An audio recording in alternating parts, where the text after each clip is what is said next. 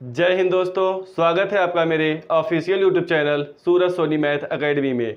दोस्तों, जैसा कि आप जानते हैं आपका बोर्ड एग्ज़ाम नज़दीक आ गया है, इसलिए दोस्तों आपके बोर्ड एग्ज़ाम की तैयारी के लिए हम गणित के सभी महत्वपूर्ण चैप्टर्स के सभी महत्वपूर्ण प्रश्नों को बारी बारी से सॉल्व करवा रहे हैं। दोस्तों, आज हम पढ़ने वाले हैं एनसीईआरटी कक्षा 10 के लिए विषय गणित के अध्याय 1 के सभी महत्वपूर्ण प्रश्न, वो भी दोस्तों 2 एवं 4 अंकों वाले प्रश्न। दोस्तों, इस अध्याय से रिलेटेड एक अन्य वीडियो बनाया जा चुका है जिसमें हमने अध्याय 1 के सभी महत्वपूर्ण बहुविकल्पी प्रश्नों के बारे में पढ़ा था। दोस्तों, अध्याय 1 से बहुविकल्पी प्रश्न एवं 2 एवं 4 नंबर वाले प्रश्न पूछे जाते हैं, इससे 6 नंबर वाले प्रश्न नहीं पूछे जाते। तो दोस्तों, हम इससे पहले वाले वीडियो में बहुविकल्पी प्रश्नों को हल कर चुके हैं। इस वीडियो में हम 2 एवं 4 अंकों वाले प्रश्नों को हल करेंगे। दोस्तों, हम बारी बारी से सभी चैप्टर्स के महत्वपूर्ण प्रश्नों को हल करेंगे। दोस्तों, आपको इन सभी महत्वपूर्ण प्रश्नों का प्लेलिस्ट महत्वपूर्ण प्रश्नों के नाम से मिल जाएगा। ठीक है दोस्तों, तो प्रश्न संख्या 1 है दोस्तों, यूक्लिड विभाजन एल्गोरिथ्म के प्रयोग से 272 और 1032 का मासा अर्थात HCF ज्ञात कीजिए। तो दोस्तों, हमें कहा गया है यूक्लिड विभाजन एल्गोरिथ्म से। तो दोस्तों, इसके कॉन्सेप्ट को हम समझते हुए इसे हल कर लेते हैं। तो इसका हल कर लेते हैं दोस्तों, सबसे पहली बात, जिन संख्याओं का हमें मासा अर्थात HCF ज्ञात करना है उनमें हम देखेंगे कौन सी संख्या बड़ी है। तो 272 और 1032 में कौन सी संख्या बड़ी है दोस्तों? 1032। तो लिख लेते हैं यहाँ 1032 इज ग्रेटर देन, मतलब बड़ी है किससे दोस्तों? 272 से, यानी इस प्रकार है। तो यहाँ 1032 इज ग्रेटर देन 272 है। ठीक है दोस्तों। अब दोस्तों, यूक्लिड विभाजन एल्गोरिथ्म में क्या होता है? भाज्य बराबर भाजक गुणे भागफल प्लस शेषफल। तो लिख लेंगे दोस्तों, इसलिए यूक्लिड विभाजन एल्गोरिथ्म से, क्योंकि इसी के द्वारा हमें HCF ज्ञात करना है, एल्गोरिथ्म से। ठीक है दोस्तों, ये क्या होता है? भाज्य बराबर भाजक गुणे भागफल प्लस शेषफल। ठीक है दोस्तों, ये होता है भाज्य बराबर भाजक गुणे भागफल प्लस शेषफल। तो दोस्तों, दोनों संख्याओं में जो संख्या बड़ी है वह भाज्य होगी, अर्थात भाज्य क्या हो जाएगा? 1032। जबकि दोस्तों, जो संख्या छोटी है वो क्या होगी? भाजक, अर्थात 272। दोस्तों, जब भी हम किसी संख्या से किसी दूसरी संख्या में भाग देते हैं तो इस प्रकार भाग का सिंबल लगाते हैं। दोस्तों, जिस संख्या में हम भाग देते हैं उसे भाज्य कहते हैं, जबकि जिस संख्या के द्वारा भाग दिया जाता है उसे भाजक कहते हैं। जबकि दोस्तों, जितनी बार हम ले जाएंगे, जितनी बार भाग देंगे उसे भागफल कहेंगे। और दोस्तों, जो बचता है शेष उसे हम क्या कहते हैं? शेषफल कहते हैं। तो इस प्रकार दोस्तों भाज्य, भाजक, भागफल और शेषफल होते हैं। दोस्तों, यहाँ पर क्या है? भाज्य 1032 है, अर्थात ये जो भाज्य है 1032 है, जबकि भाज्य क्या है दोस्तों? 272, अर्थात हमें 272 से भाग देना है। तो दोस्तों, 272 से 1032 में भाग दे देते हैं। कितनी बार जाएगा दोस्तों? 4 बार। तो 4 बार ले जाते हैं, 4 दूनी 8, 4 सत्ते 28 का 8 हासिल 2, 4 दूनी 8, 2 10। दोस्तों, 4 बार ले जाने में क्या हो गया है? अधिक हो गया है, अर्थात 4 बार नहीं जाएगा। तो कितनी बार जाएगा दोस्तों? उससे कम, अर्थात 3 बार जाएगा। तो 3 बार ले जाते हैं दोस्तों, 3 दूनी 6, 3 सत्ते 21 का 1 हासिल 2, 3 दूनी 6, 2 8। घटा देते हैं दोस्तों, हासिल लेंगे 12, 12 में से 6 गया 6, यहाँ क्या बचा? 2, 2 में से 1 जाएगा 1, और 10 में से 8 गया 2, कितना बच गया दोस्तों? 216। तो दोस्तों, गुणे भागफल, भागफल हम कितनी बार ले गए हैं दोस्तों? 3 बार, अर्थात गुणे हो जाएगा 3, प्लस शेषफल क्या बचा दोस्तों? 216। तो शेषफल के साथ हम लिख देंगे 216। दोस्तों, यहाँ पर शेषफल शून्य नहीं प्राप्त हुआ है। जब तक दोस्तों शून्य नहीं प्राप्त होगा तब तक हम आगे इसी प्रकार प्रक्रिया जारी रखेंगे। तो दोस्तों, अब आगे क्या करेंगे? जो भाजक था वह भाज्य के स्थान पे आ जाएगा, अर्थात 272 यहाँ चला आएगा, जबकि जो शेषफल था वह भाजक के स्थान पे चला आएगा। अर्थात दोस्तों अब हमें 216 से 272 में भाग देना है, या आप यहाँ पर कह सकते हैं अब हमें शेषफल से भाजक में भाग देना है। तो 272 यहाँ चला आएगा। कितनी बार जाएगा दोस्तों? एक बार। तो 216 एकम 216 घटा देते हैं दोस्तों, हासिल लेंगे 12, 12 में से 6 गया 6, यहाँ क्या बचा 6, 6 में से 1 गया 5 और 2 2 कट जाएंगे। तो दोस्तों यहाँ भागफल कितना आ गया है? 1। तो लिख देते हैं गुणे 1 प्लस शेषफल क्या है दोस्तों? 56, अर्थात शेषफल अभी भी शून्य प्राप्त नहीं हुआ है। तो प्रक्रिया को आगे जारी रखेंगे। अब दोस्तों भाजक क्या होगा? भाज्य के स्थान पे आएगा, बराबर जो शेषफल है वह भाजक के स्थान पर चला आएगा, अर्थात 56 यहाँ चला आएगा। अर्थात अब हमें 56 से 216 में भाग देना है। या यहाँ पर देखिए दोस्तों शेषफल 56 आया है, तो 56 से हम किस में भाग देंगे? 216 में।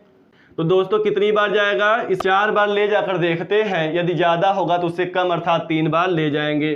तो 4 बार ले जाते हैं दोस्तों, 4 छक 24 का 4 हासिल 2, 4 पच्चे 20, 2 22। तो दोस्तों यहाँ पर 216 था जबकि 224 आ गया है, अर्थात यह ज़्यादा है। तो 4 से कम अर्थात 3 बार लेकर जाएंगे। तो 3 छक 18 का 8 हासिल 1, 3 पच्चे 15 और 1 16 घटा देंगे दोस्तों, हासिल लेंगे 16, 16 में से 8 गया 8, जबकि यहाँ पर क्या बचेगा? 1 के स्थान पे 0, अर्थात यहाँ पर 2 है तो हो जाएगा 20, 20 में से 16 जाएगा, कितना बचेगा दोस्तों? 4। तो अब की बार हम कितनी बार ले गए हैं? 3 बार, अर्थात भागफल क्या हो गया दोस्तों? 3 प्लस शेषफल क्या बचा दोस्तों? 48। तो शेषफल को हमने लिख लिया 48। दोस्तों शेषफल अभी भी शून्य नहीं आया है, तो आगे प्रक्रिया जारी रखेंगे।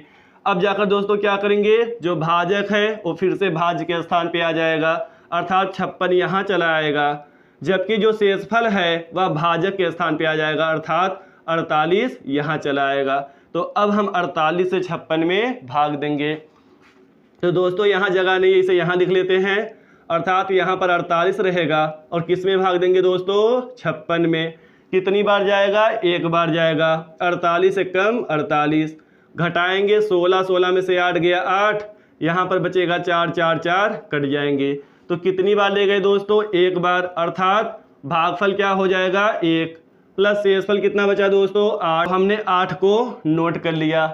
अभी भी शेषफल 0 नहीं आया है, तो फिर आगे प्रक्रिया जारी रखेंगे। अब दोस्तों 48 इधर चला आएगा, जबकि जो शेषफल है वह यहाँ चला आएगा, अर्थात 8 यहाँ आएगा। अब दोस्तों कितनी बार जाएगा? 8 से हमें 48 में भाग देना है, 8 छक 48, या आप यहाँ समझ सकते हैं 8 यहाँ पर है, 8 से किस में भाग देंगे? 48। तो 8 छक 48। तो इस प्रकार दोस्तों शेषफल शून्य प्राप्त हो गया है। तो कितनी बार ले गए हैं दोस्तों? 6 बार। तो 6 हो गया, 8 छक 48, 48 में से 48 घटाएंगे, कितना बचा दोस्तों? 0। तो यहाँ पर प्लस शेषफल क्या हो गया? 0। ठीक है दोस्तों। तो दोस्तों यहाँ पर शेषफल 0 प्राप्त हो गया है, इसलिए यहाँ प्रक्रिया समाप्त होती है। अब दोस्तों इस समय जो भाजक है वही हमारा क्या होगा? HCF। तो इस समय भाजक क्या है दोस्तों? 8 है, अर्थात इन दोनों संख्याओं का HCF अर्थात मासा क्या हो जाएगा दोस्तों? 8। तो यहाँ पर लिख लेते हैं, चूंकि शेषफल 0 प्राप्त हो गया है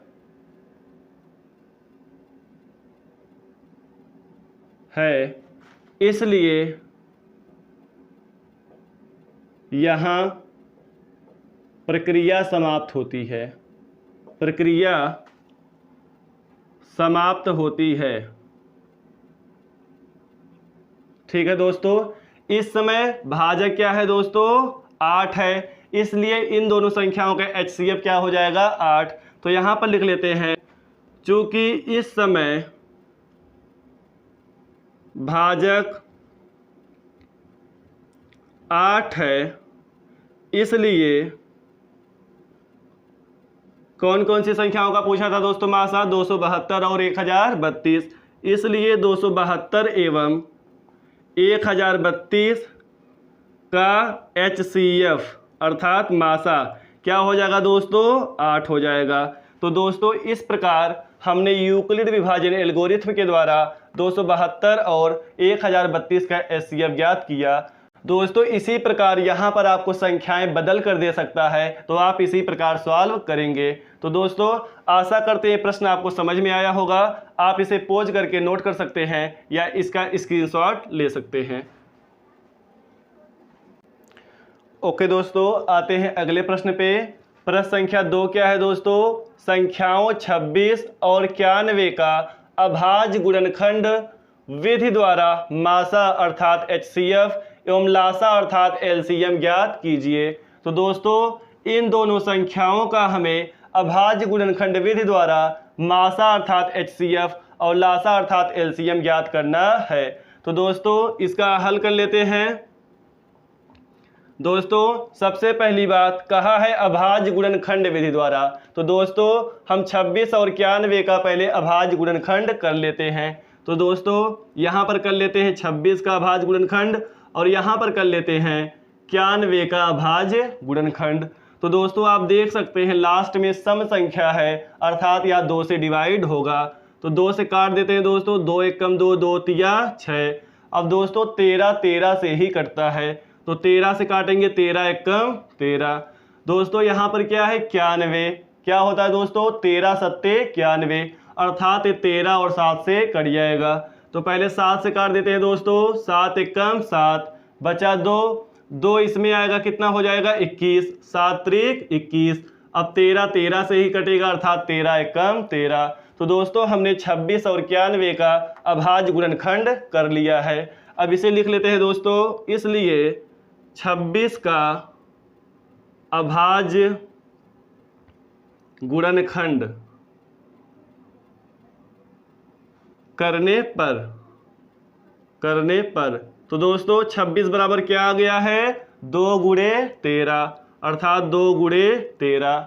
और दोस्तों अब फिर क्या लिख लेंगे 91 का अभाज्य गुणनखंड करने पर तथा 91 का अभाज्य गुणनखंड करने पर। तो दोस्तों 91 बराबर क्या हो जाएगा, हमें यहाँ पर क्या प्राप्त हुआ है 7 गुणे 13, तो 7 गुणे 13। अब दोस्तों हमें मासा अर्थात HCF और लासा अर्थात LCM ज्ञात करना है। दोस्तों दोनों संख्याओं के अभाज्य गुणनखंड में जो कॉमन होता है अर्थात जो मिलता है वो HCF हो जाता है। तो दोस्तों दोनों में क्या मिल रहा है 13, तो 13 क्या हो जाएगा HCF। तो लिख लेते हैं दोस्तों, इसलिए मासा अर्थात HCF बराबर क्या हो जाएगा दोस्तों 13, तो हो गया 13। और दोस्तों अब क्या याद कर लेंगे लासा तथा लासा अर्थात LCM। ये क्या होता है दोस्तों, जो दोनों में मिल रहा है उसे तो लिखेंगे ही, जो नहीं मिल रहा है उसे भी लिखेंगे। तो 2 नहीं मिल रहा है 2 को हमने लिख लिया, 7 नहीं मिल रहा है तो गुणे 7 को लिख लिया, और 13 मिल रहा है तो 13 को भी हम लिख लेंगे। अब इसका गुणा कर लेंगे दोस्तों, कितना होगा 2 सत्ते 14, फिर 14 का 13 हम कर देंगे, तो कितना आ जाएगा दोस्तों 2 सत्ते 14 गुणे 13 है, 13 को हमने नोट कर लिया। अब गुणा कर देते हैं दोस्तों, 14 तिया 42 का 2 हासिल 4, 14 कम 14, 14 4 18, तो कितना आ गया दोस्तों 182। इस प्रकार दोस्तों इसका HCF अर्थात मासा 13 आ गया, जबकि LCM अर्थात लासा 182 आ गया। दोस्तों यह बहुत ही इंपॉर्टेंट क्वेश्चन है। इस प्रकार के प्रश्न हर साल आपकी परीक्षा में 2 नंबर के जरूर पूछे जाते हैं। तो दोस्तों आशा करते हैं ये प्रश्न आपको समझ में आया होगा। आप इसे नोट कर सकते हैं या इसका स्क्रीनशॉट ले सकते हैं। ओके दोस्तों, आते हैं अगले प्रश्न पे। प्रश्न संख्या 3 क्या है दोस्तों, यदि 16 और 12 का लासा अर्थात LCM 48 है तो इनका मासा अर्थात HCF ज्ञात कीजिए। दोस्तों हमें 2 संख्याओं का लासा दिया है अर्थात LCM दिया है और मासा अर्थात HCF पूछ रहा है। तो दोस्तों यहाँ पर एक फार्मूला का प्रयोग होता है जिसे हम लिख रहे हैं। दोस्तों यदि हम पहली संख्या को फर्स्ट मान लेते हैं गुणे दूसरी संख्या को सेकंड मान लेते हैं, तो दोस्तों पहली संख्या गुणे दूसरी संख्या अर्थात दोनों संख्याओं का गुणनफल जो होता है वह HCF अर्थात मासा गुणे LCM अर्थात लासा के गुणनफल के बराबर होता है। अर्थात फर्स्ट गुणे सेकंड बराबर क्या होता है दोस्तों HCF गुणे LCM। तो दोस्तों हमें यहाँ पर क्या पूछा गया है, मासा अर्थात HCF।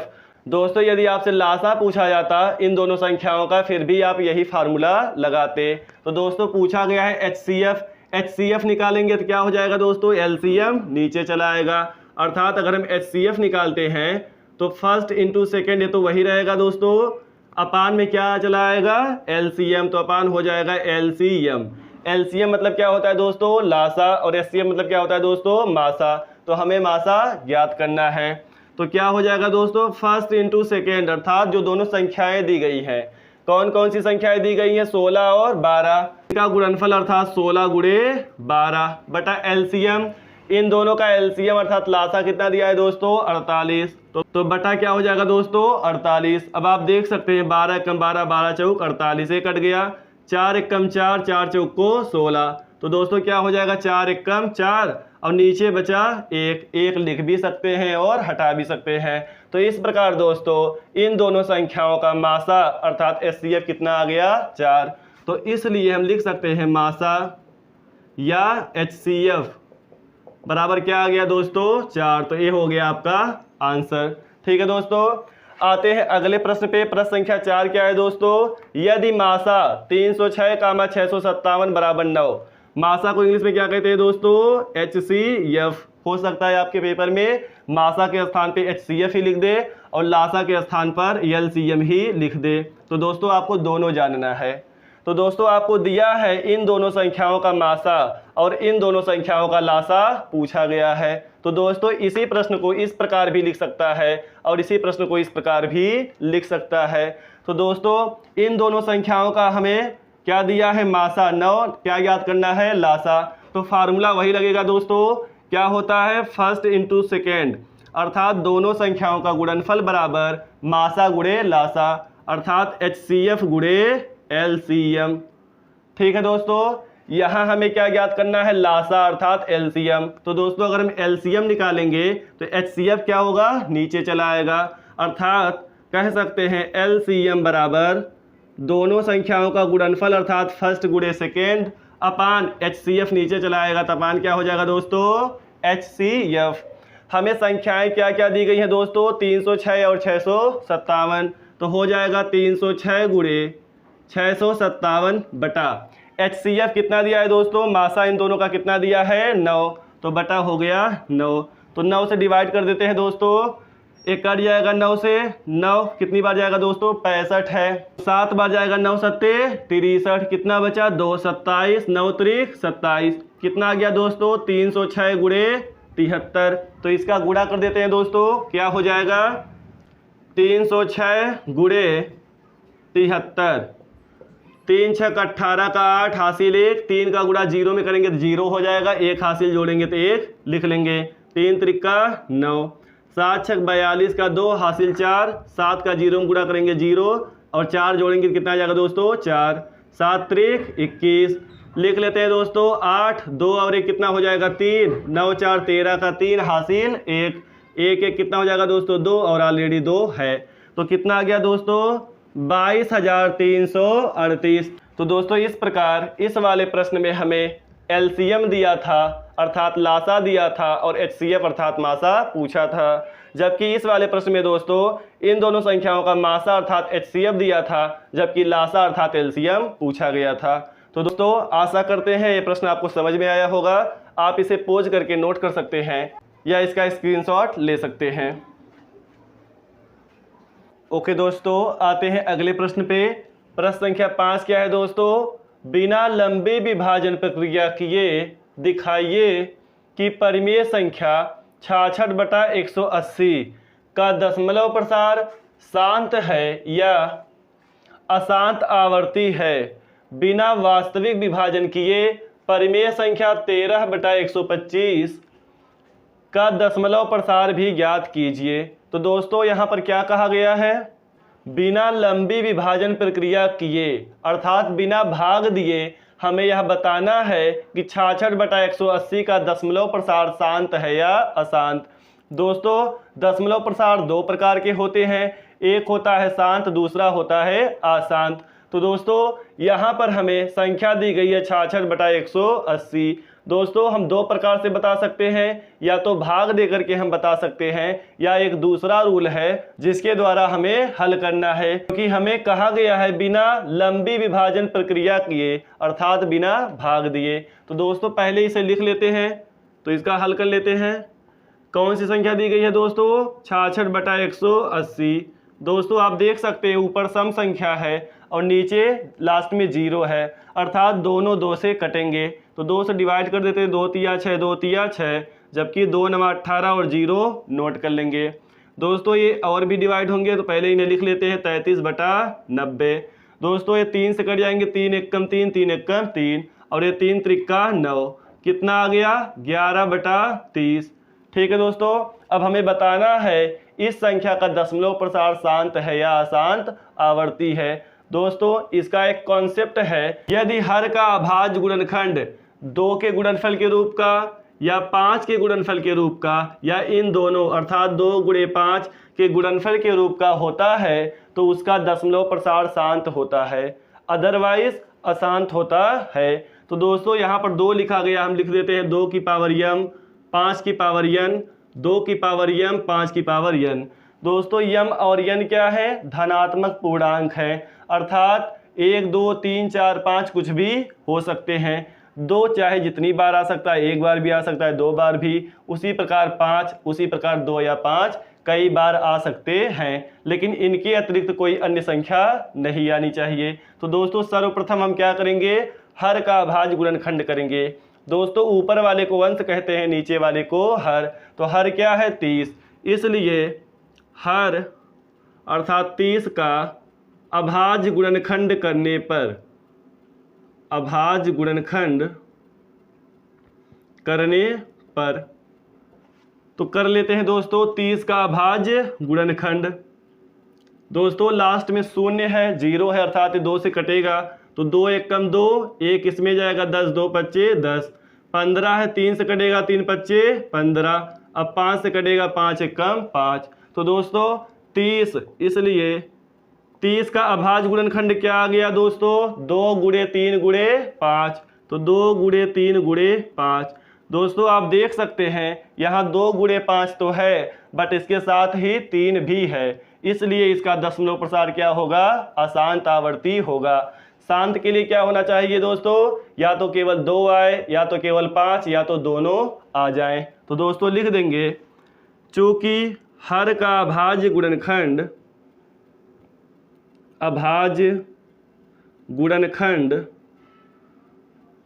2 की पावर m या 5 की पावर n या 2 × 5 कह सकते हैं, 2 की पावर m इंटू 5 की पावर n के रूप का नहीं है, इसलिए इसका दशमलव प्रसार अशांत आवर्ती होगा। इसलिए इसका दशमलव प्रसार अशांत आवर्ती होगा। ठीक है दोस्तों, तो इसी प्रश्न में 2 पार्ट दिए गए हैं। एक तो कहा था कि पता करना था 66/180 का दशमलव प्रसार शांत है या अशांत, तो उसे हमने हल कर लिया। दूसरा पार्ट क्या है दोस्तों? बिना वास्तविक विभाजन किए, अर्थात यहाँ पर विभाग नहीं देना है, परिमेय संख्या 13/125 का दशमलव प्रसार भी ज्ञात कीजिए। इसका दशमलव प्रसार भी ज्ञात करना है। दोस्तों दशमलव प्रसार कैसे ज्ञात किया जाता है? हम हर से अंश में भाग देते हैं, लेकिन दोस्तों यहाँ पर कहा गया है विभाजन क्रिया नहीं करना है, अर्थात भाग नहीं देना है। तो दोस्तों इसका एक दूसरा रूल भी होता है। तो पहले हम लिख लेते हैं दोस्तों, तथा हमें कौन सी संख्या दी गई है? 13/125। दोस्तों इसे हम इस प्रकार बनाएंगे कि इसका जो हर है 125, यह इस प्रकार बन जाए कि 1 के बाद केवल 0 0 बचे, अर्थात इसे हम 10, 100, 1000, 10,000, 1,00,000 इस रूप में बनाएंगे। ठीक है दोस्तों, हम किसी भी संख्या से ऊपर नीचे गुणा कर सकते हैं। तो दोस्तों यदि हम 8 से ऊपर नीचे गुणा कर देते हैं तो यह 1000 बन जाएगा, अर्थात 1 के बाद केवल 0 बचेगा। दोस्तों 1 के बाद चाहे जितने 0 हो सकते हैं। तो हमने 8/8 से गुणा कर दिया, गुणा सीधे सीधे होता है 13 8 104 बटा 125 का 8 में करेंगे कितना हो जाएगा दोस्तों, 8 पच्चे 40 का 0 हासिल 4, 8 दूनी 16 4 20 का 0 हासिल 2, 8 एकम 8 8 2 10। दोस्तों इसी प्रकार आप अन्य संख्याओं से गुणा करके देखेंगे ताकि एक के बाद केवल 0 0 ही बचे। तो दोस्तों आप देख सकते हैं 104 बटा 1000 प्राप्त हो गया है। दोस्तों यहाँ पर कितने शून्य हैं, 1 2 3, अर्थात 3 अंक के बाद क्या लग जाएगा दोस्तों, दशमलव लग जाएगा। तो 1 2 3, इसके आगे क्या लग जाएगा दोस्तों, दशमलव। दशमलव की काउंटिंग हम कहाँ से करते हैं, दाहिने साइड से।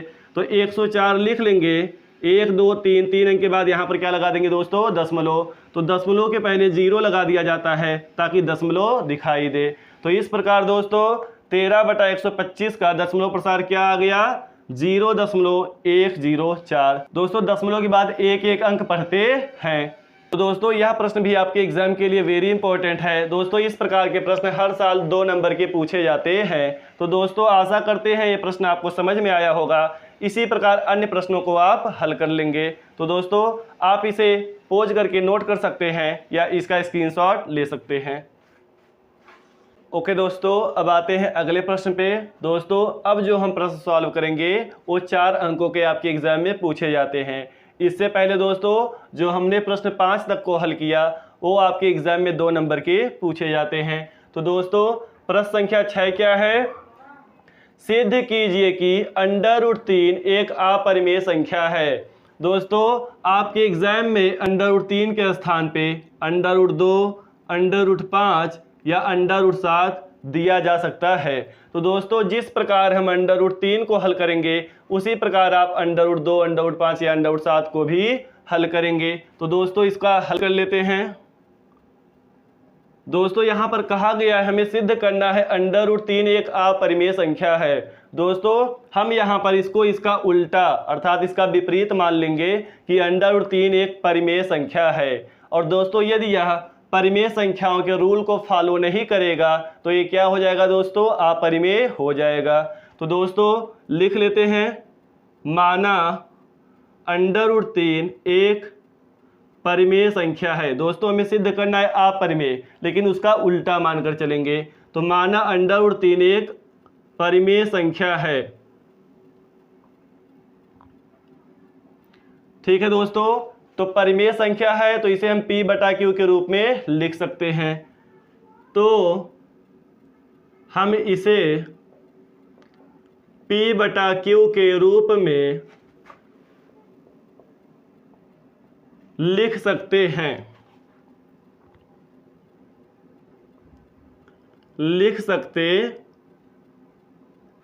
ठीक है दोस्तों। जहां P और Q क्या होते हैं, पूर्णांक होते हैं, अर्थात माइनस संख्याएं भी हो सकती हैं, प्लस संख्याएं भी हो सकती हैं और शून्य भी हो सकते हैं। लेकिन दोस्तों यहाँ पर जो P और Q पूर्णांक तो होंगे, लेकिन दोस्तों हम ऐसा मानेंगे कि ये दोनों सह अभाज्य पूर्णांक हैं, अर्थात ये दोनों एक दूसरे से एक के अतिरिक्त किसी अन्य संख्या से नहीं कटेंगे। तो दोस्तों लिख सकते हैं जहां P और Q क्या है दोस्तों, सह अभाज्य पूर्णांक हैं। P और Q सह अभाज्य पूर्णांक हैं।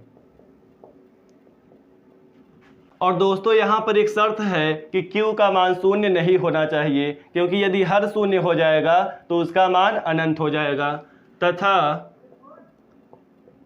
Q does not equal to 0 है, अर्थात Q बराबर 0 ना हो। ठीक है दोस्तों, तो हमने √3 को क्या मान लिया है, एक परिमेय संख्या। तो हम इसे P बटा Q के रूप में लिख सकते हैं, अर्थात P बटा Q के बराबर लिख सकते हैं। तो इसलिए √3 बराबर हो जाएगा दोस्तों P बटा Q।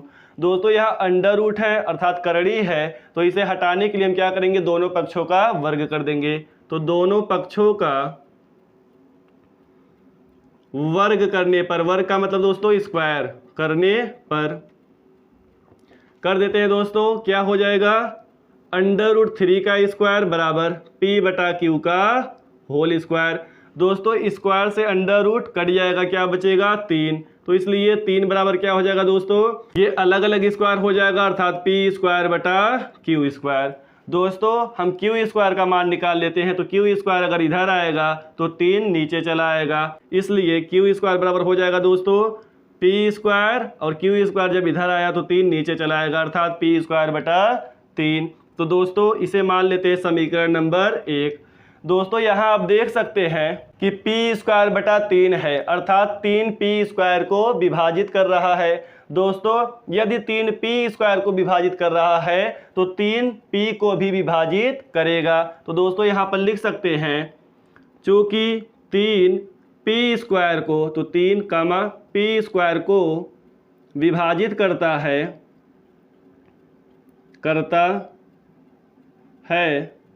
अतः 3 दोस्तों तब p को भी विभाजित करेगा, क्योंकि उसके स्क्वायर को विभाजित कर रहा है तो उस संख्या को भी विभाजित करेगा। अतः 3 कामा p को भी विभाजित करेगा।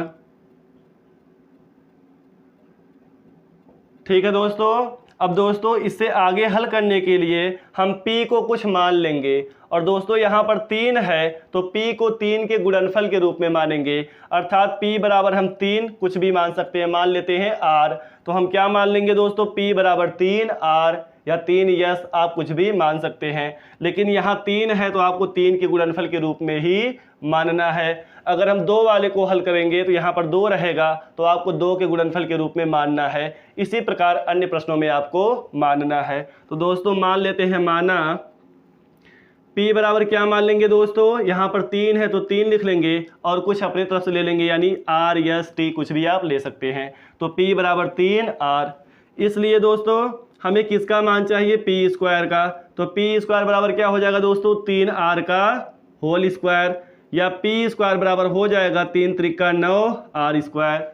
ठीक है दोस्तों, इसे इधर हल कर लेते हैं। यहाँ पर दोस्तों p स्क्वायर का मान निकल गया है तो p स्क्वायर के स्थान पे हम क्या रख सकते हैं, 9r स्क्वायर। तो p स्क्वायर का मान समीकरण 1 में रखने पर, तो इसलिए p स्क्वायर का मान समीकरण 1 में रखने पर, ठीक है दोस्तों, तो समीकरण 1 क्या है, क्यू स्क्वायर बराबर पी स्क्वायर का स्थान क्या रखेंगे दोस्तों, 9r स्क्वायर बटा क्या है दोस्तों, 3 तो बटा 3, 3 एकम 3, 3 त्रिका 9, अर्थात क्यू स्क्वायर बराबर क्या हो गया दोस्तों, 3r स्क्वायर। दोस्तों यहाँ से हम r स्क्वायर का मान निकाल लेते हैं तो 3 नीचे चला आएगा, अर्थात क्या हो जाएगा, क्यू स्क्वायर बटा 3। तो इसलिए r स्क्वायर बराबर हो जाएगा क्यू स्क्वायर बटा 3। इसे दोस्तों हम मान लेंगे समीकरण नंबर 2। तो दोस्तों यहाँ आप देख सकते हैं 3 क्यू स्क्वायर को विभाजित कर रहा है, अर्थात 3 क्यू को भी विभाजित करेगा। तो दोस्तों जिस प्रकार हमने यहाँ पर लिखा था उसी प्रकार यहाँ पर भी लिख लेंगे। तो चूँकि 3 कामा किसे विभाजित कर रहा है दोस्तों, क्यू स्क्वायर को, तो क्यू स्क्वायर को विभाजित करता है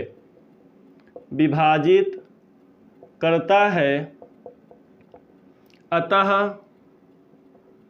3 क्यू को भी विभाजित करेगा। जब उसके स्क्वायर को विभाजित कर रहा है तो उस संख्या को भी विभाजित करेगा, अतः 3 क्यू को भी विभाजित करेगा। ठीक है दोस्तों।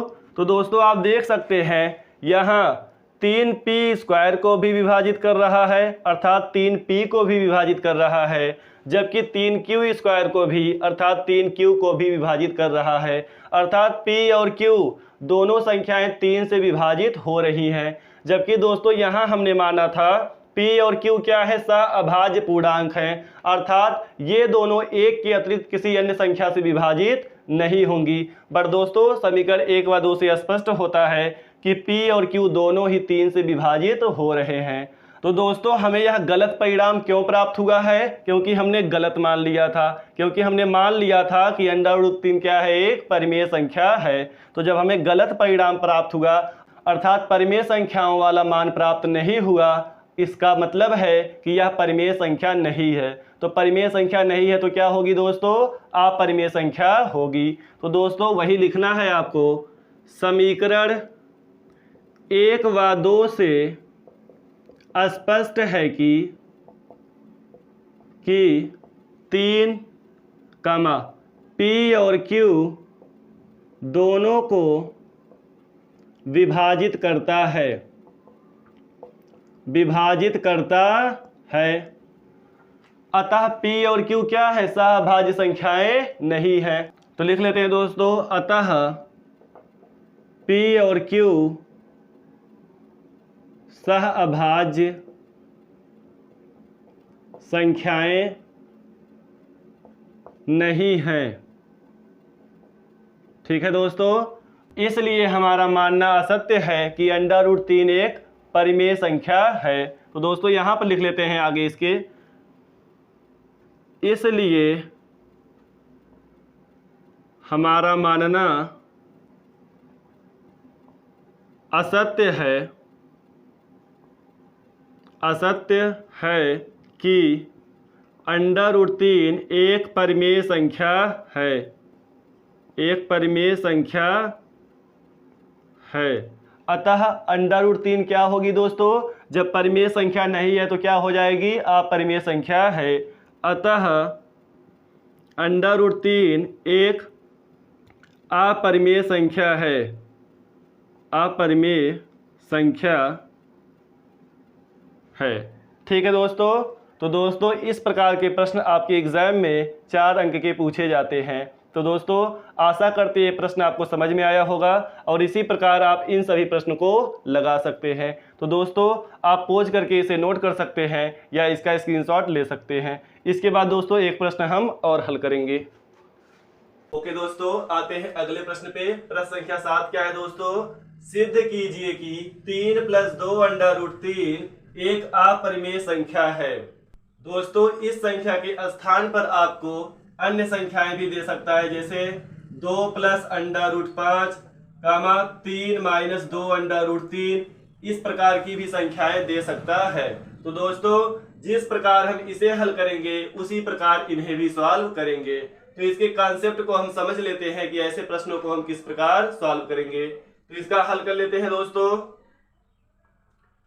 दोस्तों यहाँ पर कहा गया है सिद्ध कीजिए कि 3 + 2 √3 एक अपरिमेय संख्या है। दोस्तों हमें सिद्ध करना है क्या है? एक अपरिमेय संख्या है। तो पहले हम इसका उल्टा अर्थात इसका विपरीत मान लेंगे कि यह एक परिमेय संख्या है। और यदि यह परिमेय संख्याओं के रूल्स को फॉलो नहीं करेगा तो दोस्तों ये क्या हो जाएगा? अपरिमेय संख्या हो जाएगा। तो मान लेते हैं दोस्तों, माना क्या दिया गया है? 3 + 2 √3 एक परिमेय संख्या है, एक परिमेय संख्या है। दोस्तों परिमेय संख्याएं क्या होती हैं? जिन्हें हम P/Q के रूप में लिख सकते हैं। तो हम इन्हें P/Q के रूप में लिख सकते हैं। तो हम इन्हें P/Q के रूप में लिख सकते हैं। ठीक है दोस्तों, यहाँ P और Q क्या होते हैं दोस्तों? पूर्णांक होते हैं। लेकिन यहाँ पर हम इन्हें सहअभाज्य पूर्णांक मानेंगे। सहअभाज्य पूर्णांक का मतलब क्या है? P और Q एक के अतिरिक्त किसी अन्य संख्या से डिवाइड नहीं होंगे, अर्थात एक के अतिरिक्त किसी अन्य संख्या से नहीं कटेंगे। तो लिख लेते हैं दोस्तों, जहां P और Q पूर्णांक तो है लेकिन कैसे पूर्णांक है? सहअभाज्य पूर्णांक, सहअभाज्य पूर्णांक है। ठीक है दोस्तों, और दोस्तों परिमेय संख्या के लिए एक शर्त क्या होती है कि इसका हर शून्य नहीं होना चाहिए। दोस्तों पूर्णांक का मतलब क्या है कि P और Q माइनस भी हो सकते हैं, प्लस भी हो सकते हैं और शून्य भी हो सकते हैं। लेकिन दोस्तों एक शर्त है, जो इसका हर है अर्थात Q, वह शून्य नहीं होना चाहिए। तो दोस्तों हमने यहाँ पर इसे एक परिमेय संख्या मान लिया है, अतः यह P/Q के बराबर होगी। तो लिख लेते हैं, इसलिए 3 + 2 √3 बराबर कितना हो जाएगा दोस्तों? P/Q। अब दोस्तों आप जानते हैं 3 क्या होती है? परिमेय संख्या होती है। तो 3 को इस साइड लेकर आएंगे, 3 यहाँ पर क्या है? प्लस, इस साइड आएगा क्या हो जाएगा? माइनस, अर्थात 2 √3 बराबर हो जाएगा दोस्तों P/Q। 3 इधर आएगा तो -3। अब दोस्तों 2 भी क्या होती है? परिमेय संख्या होती है। तो 2 को अगर हम इधर करेंगे तो 2 क्या होगा? नीचे चला आएगा, अर्थात √3 बराबर हो जाएगा P/2 का नीचे गुणा हो जाएगा तो 2Q। -3 है, -3 2 यहाँ चला आएगा यानी 3/2 हो जाएगा। दोस्तों अब आप देख सकते हैं कि इधर वाली संख्या p/q के रूप में है, अतः यह एक परिमेय संख्या है, तो इसलिए यह वाली भी संख्या एक परिमेय संख्या होगी। किंतु हम जानते हैं कि √3 एक अपरिमेय संख्या है, अतः दोस्तों हमारा मानना असत्य है कि 3 + 2 √3 एक परिमेय संख्या है। तो दोस्तों यही लिख लेते हैं, क्योंकि ये वाली क्या है दोस्तों, एक परिमेय संख्या है। p/2q -3/2 एक परिमेय संख्या है, एक परिमेय संख्या है। तो परिमेय संख्या के बराबर क्या है, √3, अतः यह भी एक परिमेय संख्या होगी। अतः √3 भी एक परिमेय संख्या होगी। बट दोस्तों हम जानते हैं कि √3 क्या होती है, अपरिमेय संख्या होती है। किंतु हम जानते हैं कि √3 एक अपरिमेय संख्या होती है, अतः दोस्तों हमारा मानना असत्य है कि यह एक क्या है, परिमेय संख्या है, क्योंकि हमें जो परिणाम प्राप्त हुआ उसका उल्टा परिणाम प्राप्त हुआ है। तो लिख लेंगे, अतः हमारा मानना असत्य है कि 3 + 2 √3 एक परिमेय संख्या है, एक परिमेय संख्या है। अर्थात दोस्तों यह एक परिमेय संख्या नहीं है, क्योंकि हमारा मानना असत्य है। जब परिमेय संख्या नहीं है तो कौन सी संख्या होगी दोस्तों, अपरिमेय। तो लिख लेंगे, इसलिए 3 + 2 √3 एक अपरिमेय संख्या होगी, अपरिमेय संख्या होगी। ठीक है दोस्तों, तो इसी प्रकार आप इन दोनों प्रश्नों को भी सॉल्व करेंगे और इस प्रकार के जितने भी प्रश्न आपके एग्जाम में पूछे जाएंगे आप ऐसे ही सॉल्व करेंगे। तो दोस्तों आशा करते हैं प्रश्न आपको समझ में आया होगा। आप इसे पोज करके नोट कर सकते हैं या इसका स्क्रीनशॉट ले सकते हैं।